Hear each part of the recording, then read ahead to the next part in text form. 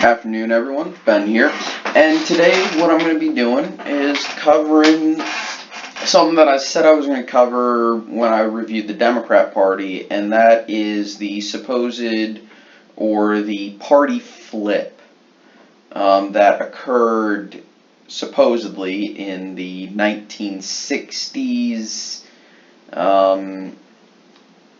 and even on into today. But the truth is, parties change all the time. I don't think that should come as a surprise to anyone. If it does, well, I don't mean to insult anyone, but y'all ain't been paying attention.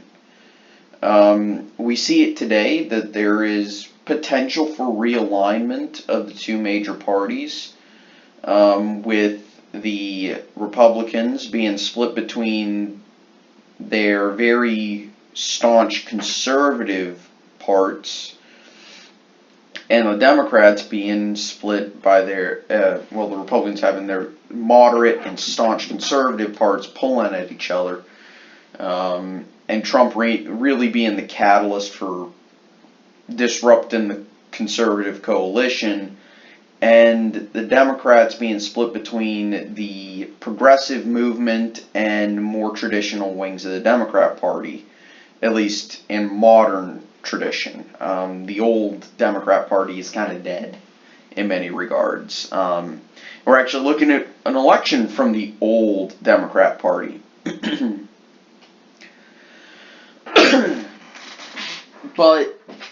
And this is the 1904 election. This is Teddy Roosevelt's election. And I've got a lot of elections here that we're going to cover. And as you can see, the Democrats essentially won everything in the South. Few Republican counties in Georgia. And then once you get into Tennessee, and remember, this is really like the core of the old Confederates. And if you look at Arkansas, it's a lot more divided than you might imagine. Now, part of that's because Teddy was extremely popular. But the other thing is the South has always been conservative. That's one thing you should take away. And also look at how Republican the West is. That's something else that will that I'm also going to tell you to pay attention to, is how conservative these parts of the nation are. Or not conservative, but how Republican these parts of the nation are. Okay, so you've got a conservative deep South. You've got probably more liberal areas. Northeast, also look at Vermont. So we're going to exit out of this and go to 1908, which is much more competitive, as you can tell. But also, I didn't mention this, but also pay attention to Appalachia. This string of deeply Republican counties. You'll notice that, again, Nevada kind of flips. Also, we don't have Arizona, New Mexico, Alaska, or Hawaii just yet. And if you look, there is a little bit of a change, but this one was William Howard Taft versus William Jennings Bryan. Taft was Teddy's chosen successor, and Jennings Bryan was from Kansas. I actually think he lost Kansas in this election, but he picked up Colorado and Nevada, and of course the traditional Democrat states. And that's because William Jennings Bryan was a populist. And this was actually his third nomination as a Democrat, so the nation was kind of tired of him running, I would assume. Also, a few Republican counties in this area of Texas, which is, of course, deeply, deeply conservative. Look at Oklahoma, Arkansas. Look at this. Not every southern state is as deep blue as you would have imagined. And you can use this. Savannah went Republican. The Atlanta area is very split, but North Georgia is still Republican, right? And this is to highlight something. Unfortunately, I have to zoom in on this one. This is the election of 1912, and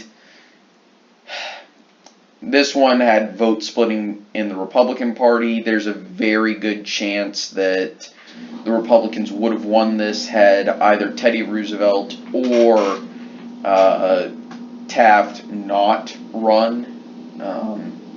Woodrow Wilson more than likely would not have been president. And this is also the only election that Appalachia goes Democrat, and you can see they favored Teddy Roosevelt, who was a bit of a progressive, but he also had very conservative elements in his platform. Okay, so we're going to exit out of this, and then we're going to zoom back out so we can see the entire nation. And once again, in 1916, we're back to Appalachia voting Republican. However, Woodrow Wilson was seen as fairly popular, even though he was, I'm not sure if he was in the KKK, but he definitely had Klan ties. As you can see, this area is voting Republican. But Woodrow Wilson also, strangely enough, picked up Utah. He picked up these new states. I don't remember if they were in the previous one. But he was able to pick up what Republicans traditionally pick up these days, as well as a few other things. He was facing Charles Evans Hughes, who was actually 1 or 2 states away from winning the election. So it was a competitive election, but mostly because this area has still held a ton of electoral college votes. They still hold a lot of votes. Also, notice Chicago's voting Republican. They still hold a lot of votes, but they just don't have as much political power as they did. Most of it shifted south and west.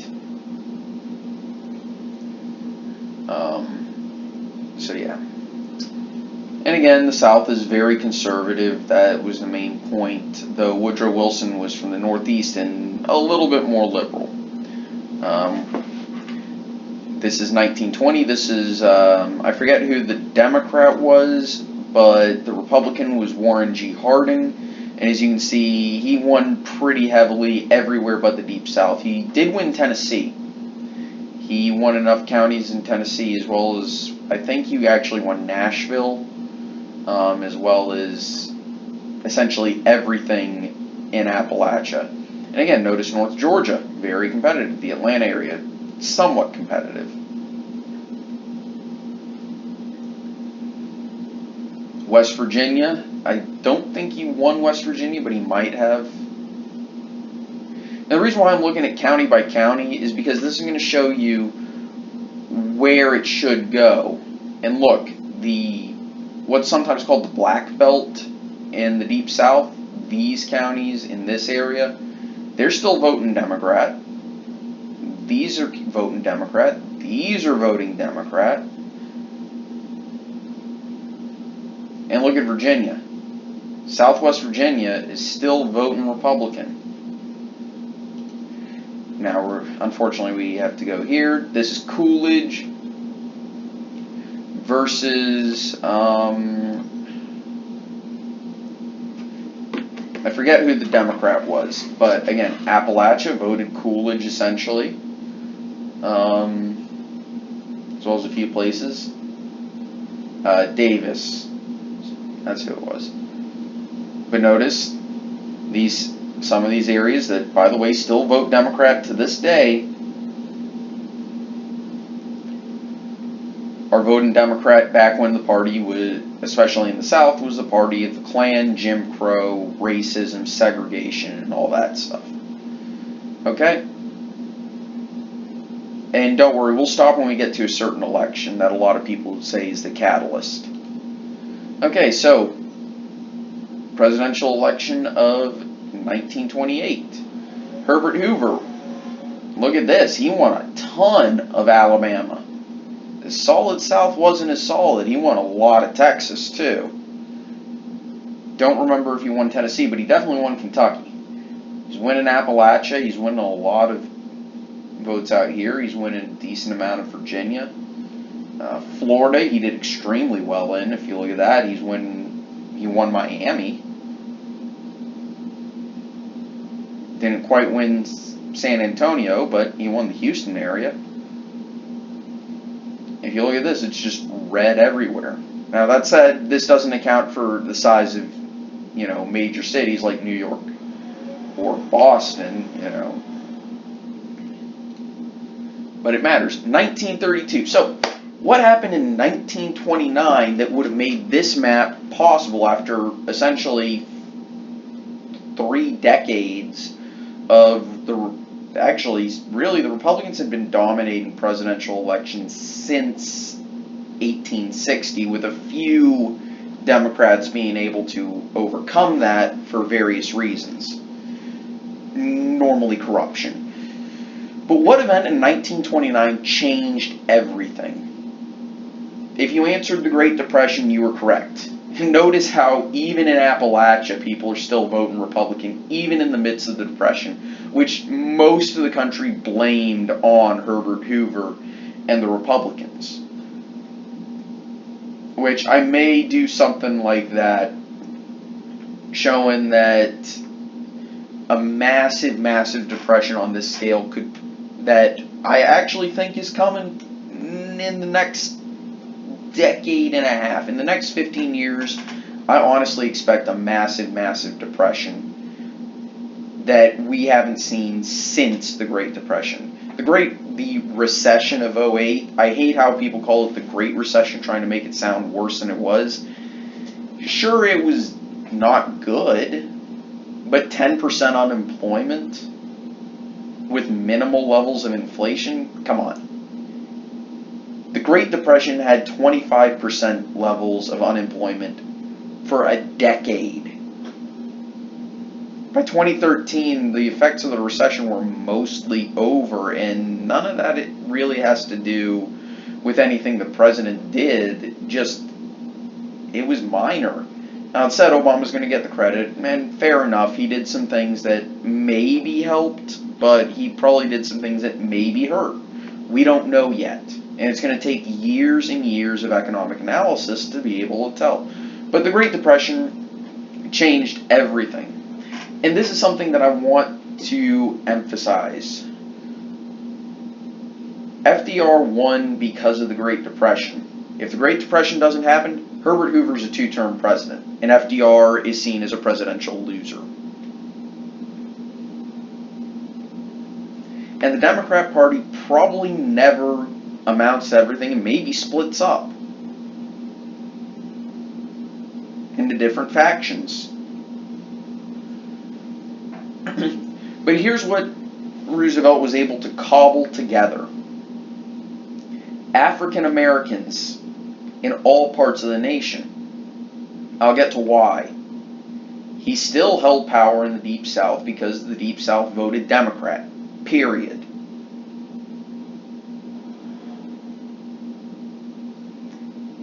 The white working class, he was able to start making inroads in. Unions.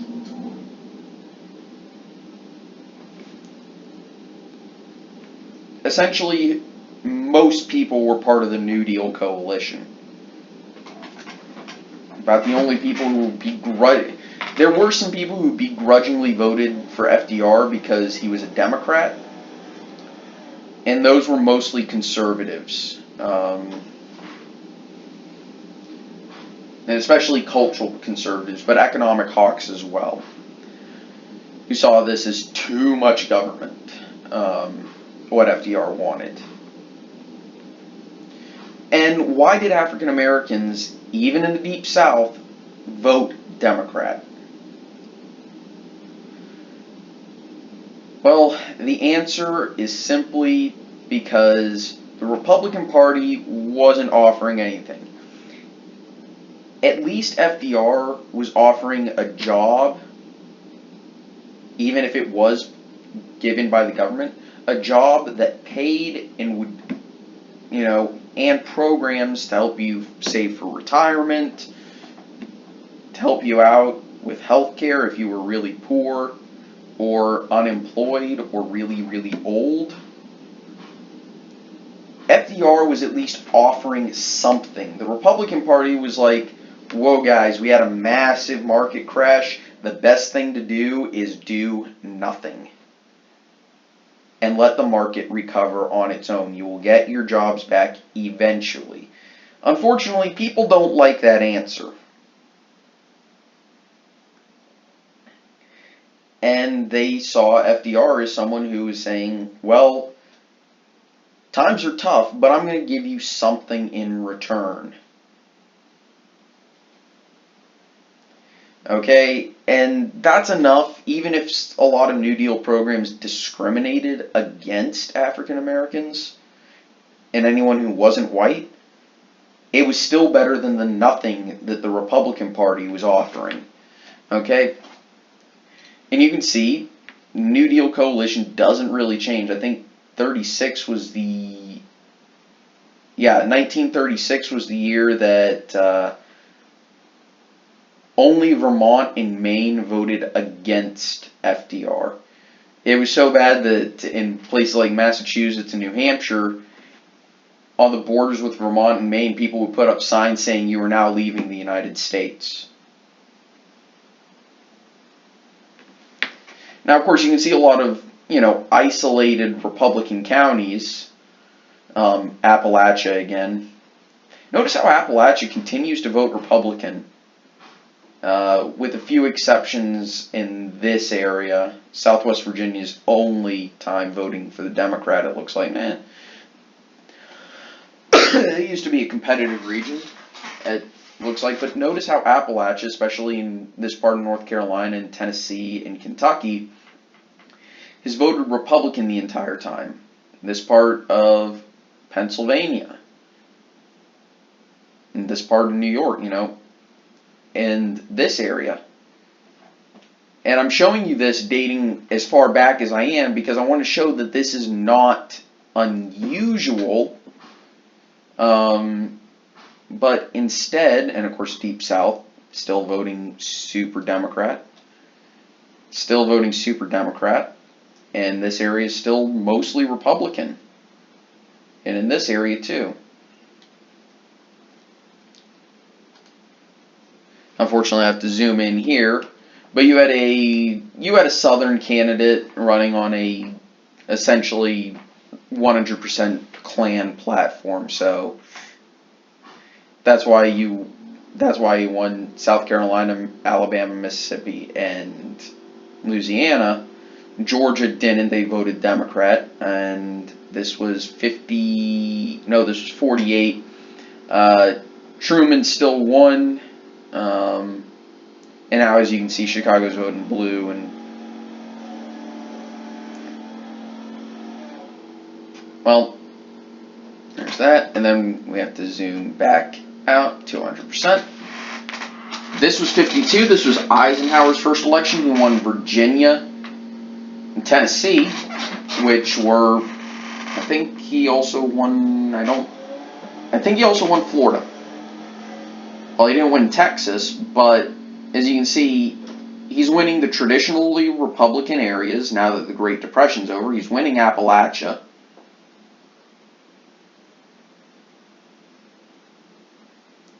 And again, he's winning these traditionally Republican areas, minus a few counties. He's also winning here. And notice how he's actually winning these votes over here. This is very African American. And this is actually the first part where I'm going to start talking about Barry Goldwater. Now, Eisenhower was known as, he supported integration of schools. He sent the 101st down to Little Rock in order to enforce Brown v. Board, which of course was a landmark case in the Supreme Court. Here's the other thing. Barry Goldwater was almost always very critical of Eisenhower because he saw Eisenhower as a bit too liberal to be a Republican. Of course, Goldwater's from Arizona. And he did agree with integration, but he wanted it to be handled at the state level and thought that the states needed to do it, though he did think it was absolutely necessary to integrate schools. Goldwater just didn't like using the government to do so, which I think in this case was a bit naive of him because the South was not going to integrate unless they were forced to. But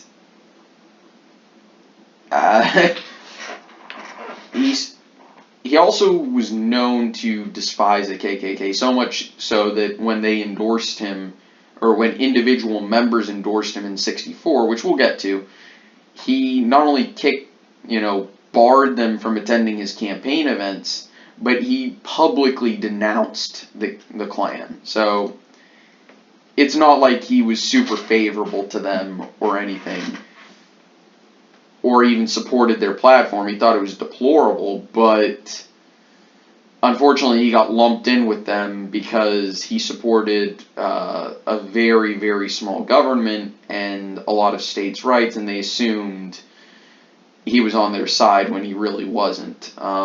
But anyway, so as you can see, Eisenhower's winning a lot. He's winning Appalachia, and again, pay attention to that because that's actually important. He's winning quite a few counties in a lot of these regions, starting to eat away at the Solid South, and he's winning this part of Mississippi, which I think is really interesting. 56, you have, I think there was it must have been Strom Thurmond. You see these areas being eaten away. I think he won Louisiana in this election. I think he lost Tennessee but gained Kentucky.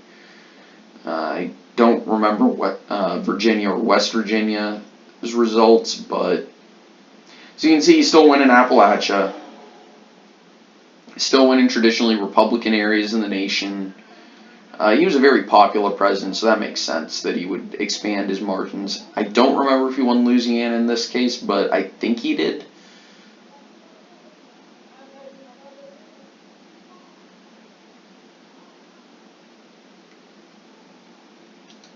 But anyway, so we go to 1960, and this was, of course, JFK, and you have one state awarding its electors to, well, saying that we're going to have unpledged electors. Yeah. And again, Nixon's winning Appalachia. Did really well in a lot of places, but there was some suspected fraud in Cook County, Illinois, and maybe some, but I don't think that would have been enough to flip the election, if I remember correctly.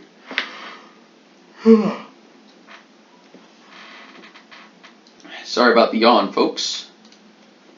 So in 1964, we have Barry Goldwater winning, not winning the election, but Lyndon Baines Johnson winning. And Goldwater won South Carolina, Georgia, Alabama, Mississippi, and Arizona, his home state, thanks to him winning Maricopa County. He still won this part of Appalachia. In my opinion, I think though Southwest Virginia did vote for Johnson. I think this part, and the fact he's still doing decently well out here in the West, even though he was definitely tied as an extremist. I think he was tied in the Deep South, Lyndon Baines Johnson saying, oh, well, the Klan supports him. I think that may have mattered in these parts of the Deep South. Though, interestingly, he still wins this part of Mississippi, which is, after Voting Rights Act and Civil Rights Act, very African American. But whatever. I think maybe there was still some voter suppression in this part that kind of makes a lot more sense than Goldwater winning African American votes, considering he got tied to the Klan. But in the rest of the nation, from what I remember, him being called an extremist and someone who might start a nuclear war mattered more than him being tied to the KKK. Because he definitely said some things that kind of indicate he probably would have started something. saying that generals might do better if they were given permission to use nuclear weapons without presidential approval in every instance, small devices, not the big ones. And a few other comments saying, well, we should use nukes in this instance, and that they should be, and that nuclear weapons should be treated like conventional weapons. So it's not hard to see why he lost when you factor all of that in, and when you take, when you look at the fact that he was painted as an extremist by even members of his own party. Though it's interesting to note that he had the support of Hillary Clinton, who has a famous picture of her being campaigning with a sash that says AU-H2O, which of course is a joke about Goldwater, AU being the elemental, the chemical symbol for gold, and H2O of course being water. So yes, Clinton was a Goldwater girl.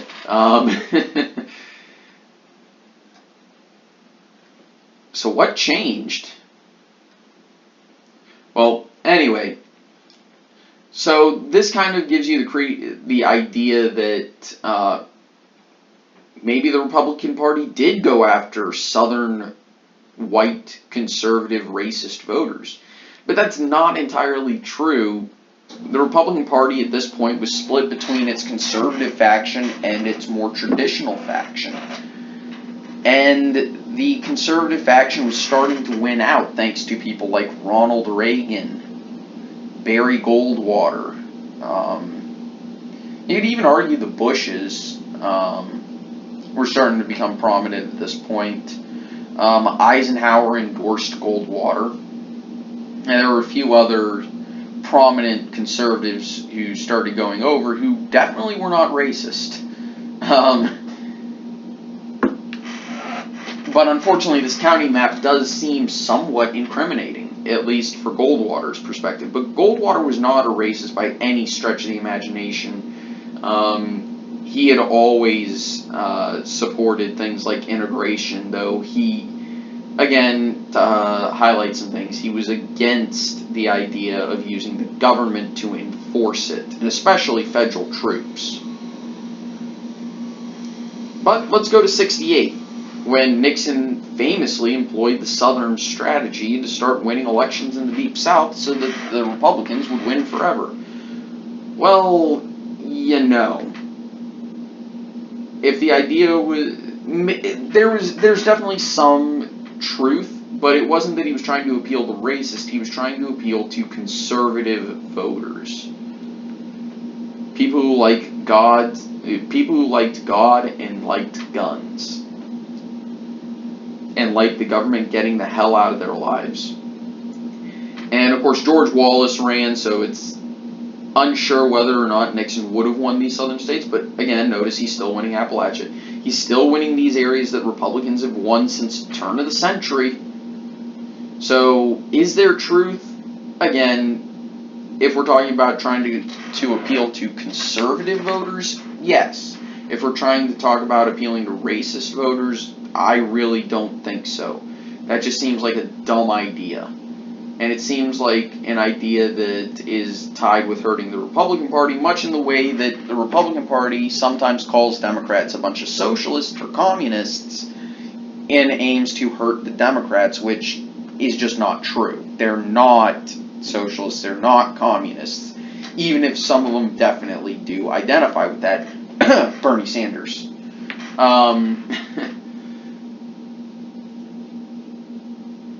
And, of course, you notice this weird flip up here where the Northeast is starting to go less and less Republican, starting to flip towards the Democrats.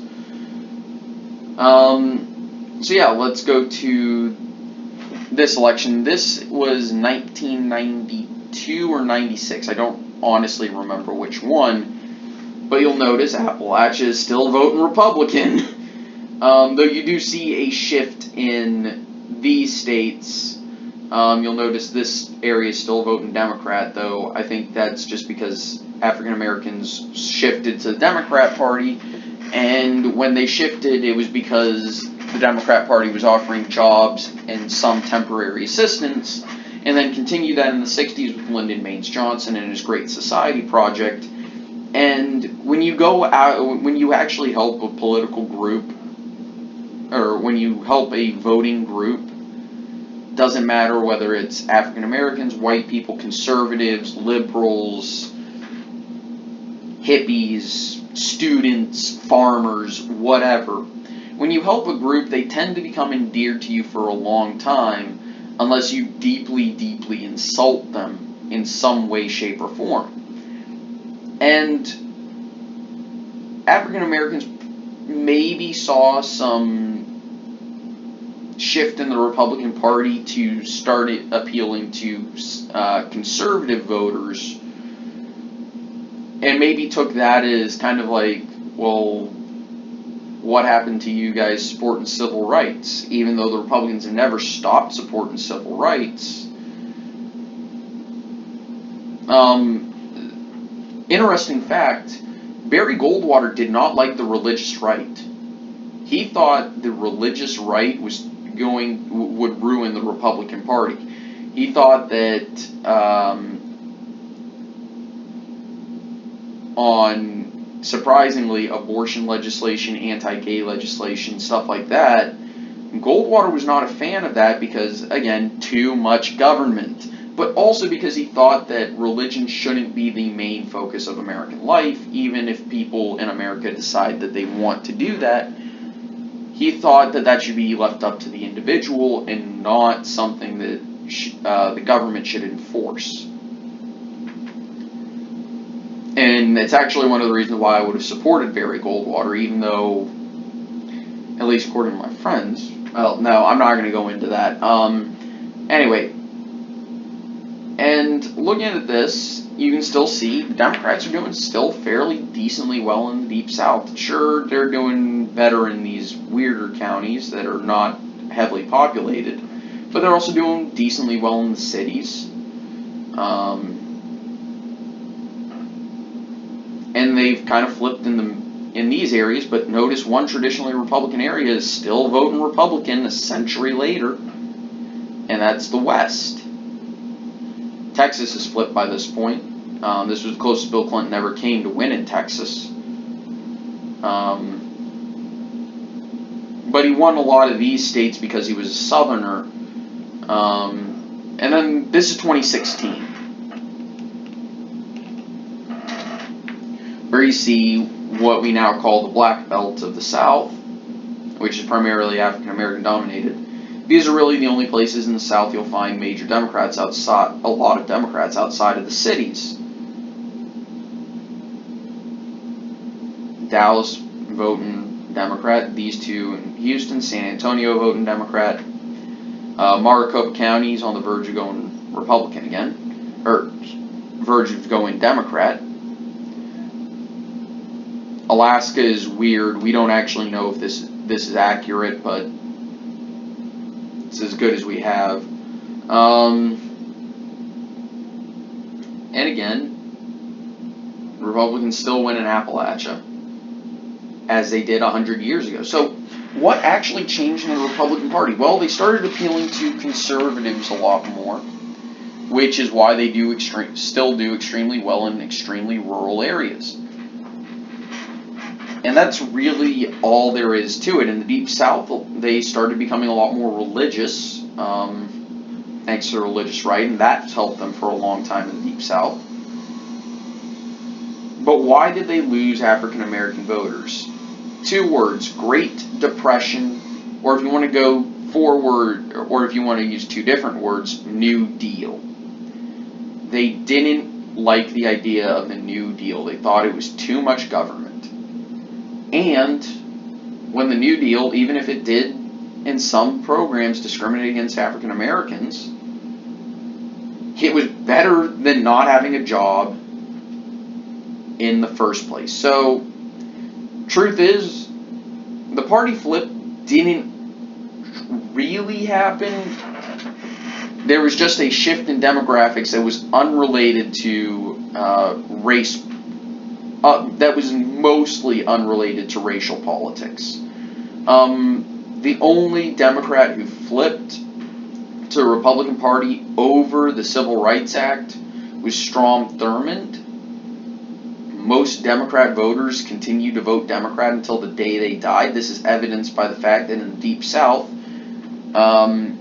people in their 50s, 60s, 70s, and 80s still vote Democrat, even though they were alive and remember very well the Civil Rights Act being passed by a Democrat president. They still vote Democrat. So, racial politics didn't really play into the realignment that took place in the 1960s and 70s. It was primarily just a continuation of the Republicans becoming a more conservative party than the Democrats, and that's why Republicans do well in the South to this day. The South is still very conservative. So, I hope I gave you guys some perspective. I'm not saying that there wasn't a realignment. I'm saying that it wasn't mostly due to racial politics like a lot of people want to assume. And that it was mostly due to just the Republican Party becoming the more conservative of the two major parties. And the reason why African Americans shifted from Republican to Democrat is because of the New Deal, not because a Democrat president signed the Civil Rights Act. African Americans had been voting Democrat since the 30s. The last Republican to even be competitive amongst African American voters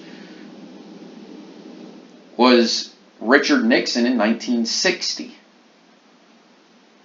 who won 40% of the African American vote. 68, I believe he won in the mid-20s, and then it was just downhill from there. And again, that's partially due to the Republicans not supporting the Great Society because it was too much government, not because it was helping out African Americans. You notice the Republicans who voted for the Civil Rights Act in Congress, they didn't switch parties. They continued being Republicans till the day they died. Democrats who filibustered the Civil Rights Act, they were Democrats to the day they died. The exception being Strom Thurmond, who was elected in South Carolina till the day he died in the mid-2000s. So the truth is, and the other evidence, Tim Scott is a senator representing South Carolina. Of course, Tim Scott being the first African American senator from the South since Reconstruction, and he's a Republican. Now that said, he has a slightly different issue on a different perspective on racial issues than most Republicans. Fair enough. I mean, he's probably the most qualified to talk about them. But that's neither here nor there. It shows that Republicans would rather vote for a conservative candidate than a liberal one just because of the color of the skin.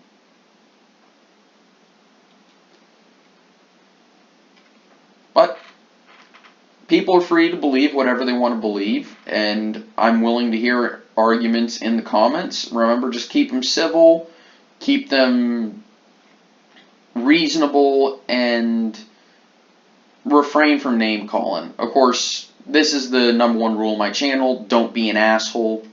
So anyway, guys, I'm going to leave it at that. Take it easy, have a nice day, and we'll see you guys next time. Bye.